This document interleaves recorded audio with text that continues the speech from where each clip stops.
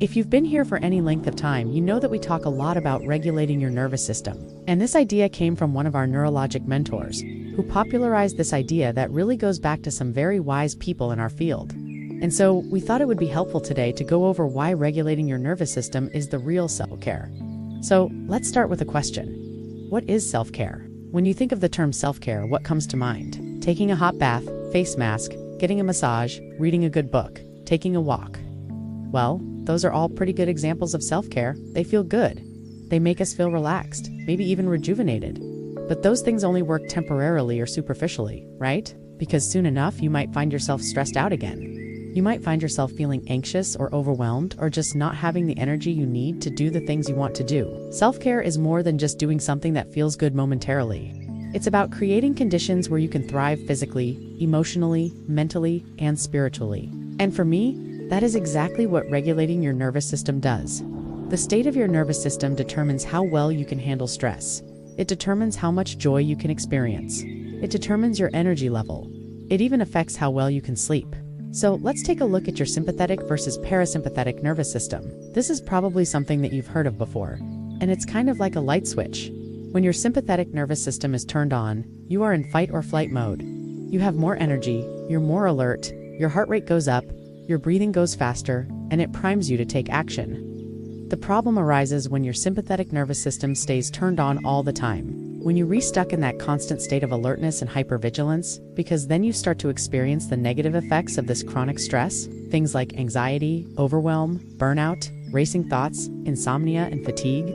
On the other hand, when your parasympathetic nervous system is engaged, you are in rest and digest mode.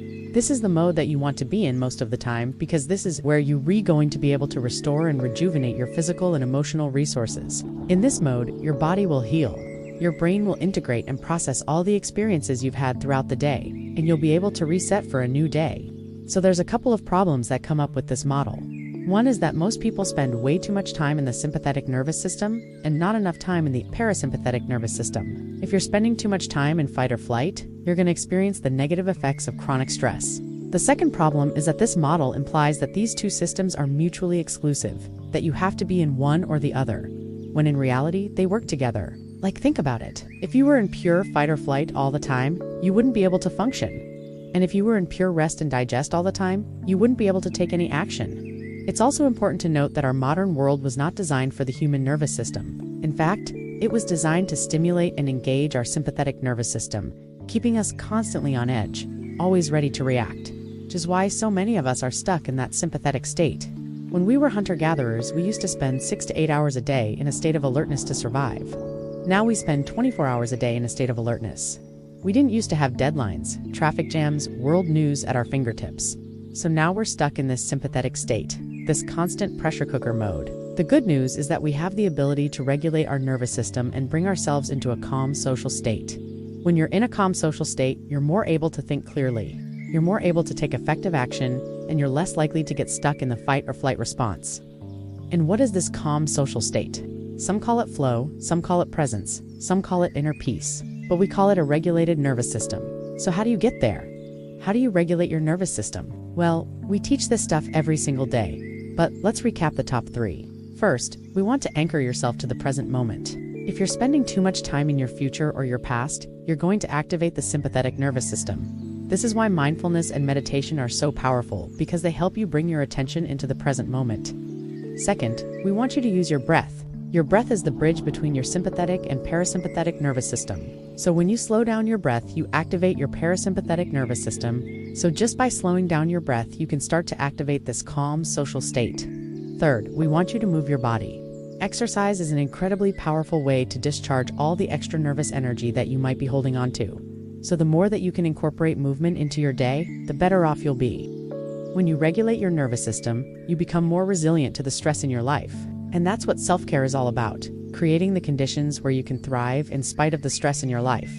And that's what we aim to do here every single day, to teach you how to create those conditions. Okay, let's take it up a notch. You know, we live in a culture that worships busyness. We tell people to hustle, to grind, to do more. And that can lead to us being way too hard on ourselves. And when we're too hard on ourselves, guess what happens? We activate our sympathetic nervous system. We end up in a state of stress. So if you want to take care of yourself, it starts with treating yourself with kindness. Think about it.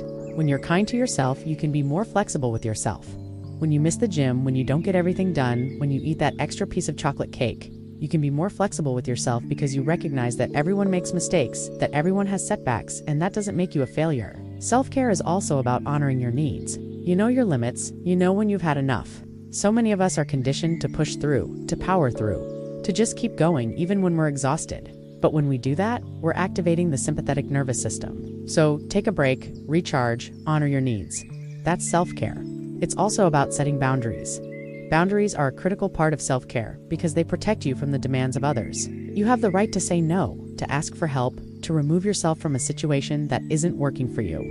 When you set boundaries, you're communicating to the world that you value yourself, that you won't tolerate being treated poorly, that you won't settle for less than you deserve. And when you do that, guess what happens? You activate the parasympathetic nervous system. You create space for self-care in your life. You see, when we treat ourselves with kindness, when we honor our needs, and when we set boundaries, we create a ripple effect. We start to feel better about ourselves, which in turn affects how we interact with others. We start to feel more confident, more secure, more capable of handling whatever life throws our way. And that's what self-care is all about. It's about creating the conditions where we can thrive. And that is what we aim to do here every single day, to teach you how to create those conditions. Thanks for tuning in. Please like, comment, and share.